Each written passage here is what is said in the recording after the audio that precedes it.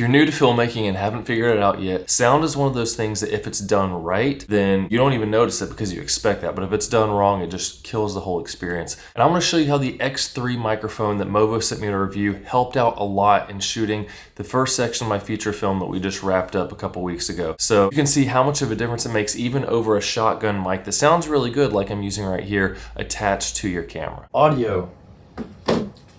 So if you notice, we have a mic right there, the Movo X3, which is what we're using, because if we were to not use that and we're sitting here talking with the camera further away, it's going to echo all around the room and not sound very good. But instead we have this mic right here, so it's picking us up, making us sound way better. It definitely takes more time to set up, but it makes a huge difference. So let's take a look at what it sounds like in a section of that scene from just the camera mic as compared to that Movo X3 that's right overhead recording both of our voices. I'm sorry, Will, I should have told you this yesterday, but I'll send Rick everything I've already done and I can give him a call and let him know the direction I was going with it. Right now, I'm only about a foot away from my camera, so the sound is fine, but the further away you get from that microphone, the worse it's gonna be and the more echo you get. So here's another example where I'm sitting pretty far away. We have the camera shooting me at this part, but then we do another angle of it shooting her from the other side of the room. And we have a microphone overhead for both of us, so we're recording the audio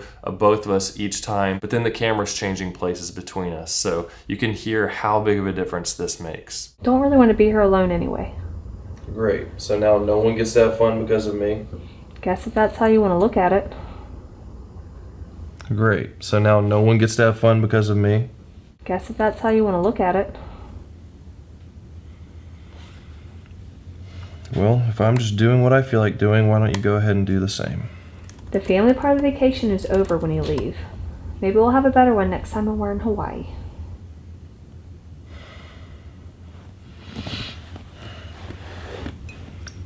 Not only do you get the better sound quality of my voice when I'm speaking, but also because the microphone is so close and it's directional, pointing at the area where I'm sitting, you hear a lot more of the noises like the keys of me typing on the computer, any movement from the couch, those texture sounds of stuff that's just not going to get picked up from the microphone on the camera that's sitting on the other side of the room. And those are fewer sound effects that I have to add in later. So let's take a look at one more scene where the camera's not as far away, but there's another issue that came into play with this that the X3 helped out with.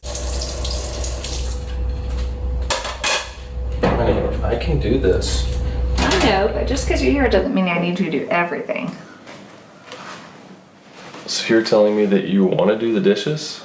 No, but I'd rather you get the girls ready. That works for me.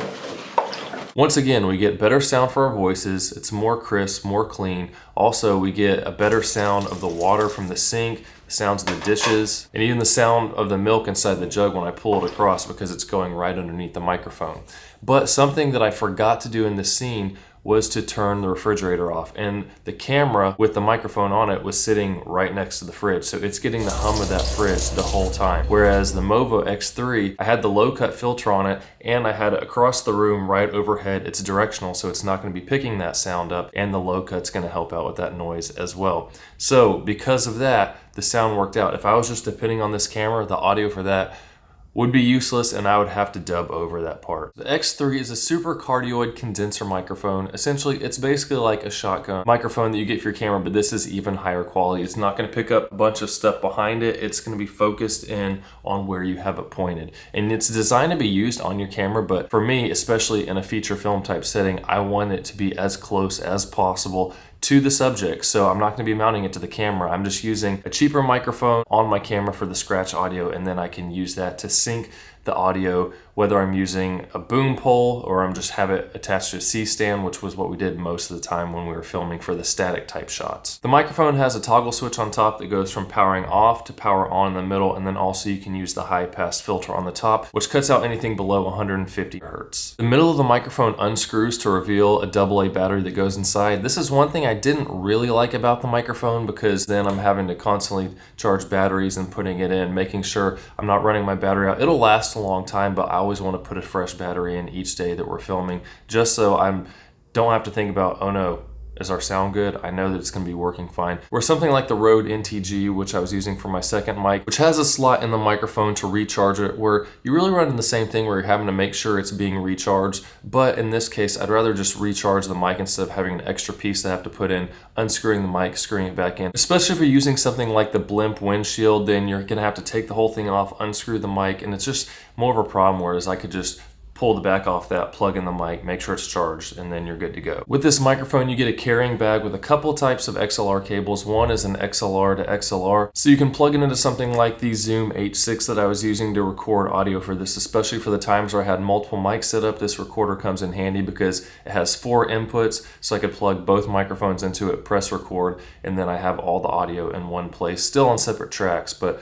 not having to record to multiple recorders. But there's also an XLR to a 3.5 connector, which comes in handy as well for using a smaller recorder like the Zoom H1 I have. Say you just want to go out and record some audio of ambient sounds, which is something I'm going to be doing later on, going and getting some sounds of the oceans and getting various ambient noises to have background tracks. You can use the mic with a handheld mount and have this recorder hooked up to it and get those sounds easily without having a bunch of gear that you're having to carry around with you. With the package, you also get a thread adapter along with a swivel adapter to help mount it to various devices, and there's also a hand grip that comes along with it, so you could use those adapters hooked up to the hand grip, and if you wanted to do that handheld type of thing with getting ambient noises, or if you're doing a close-up on someone and you just wanted to hold a mic there, you could do that as well. And you also have the cover that goes over the microphone to help block out wind and other noises, and especially things that can mess up the sound. And there's also what they call a furry windscreen. You can throw that on there when it's more windy out, and that's going to help with getting cleaner audio as well. So if you're wanting to improve your sound quality, especially if you're making more serious type of short films or even trying to do something like this, making a feature film, making sure your audio is on point is going to help, and the Movo X3 is a good way to get great sound for your videos. It is going to take more work, more setup, whether you're using C-stands or you're having boom mics set up, like one scene we had where we were walking into the kitchen from outside, a lot of movement with the camera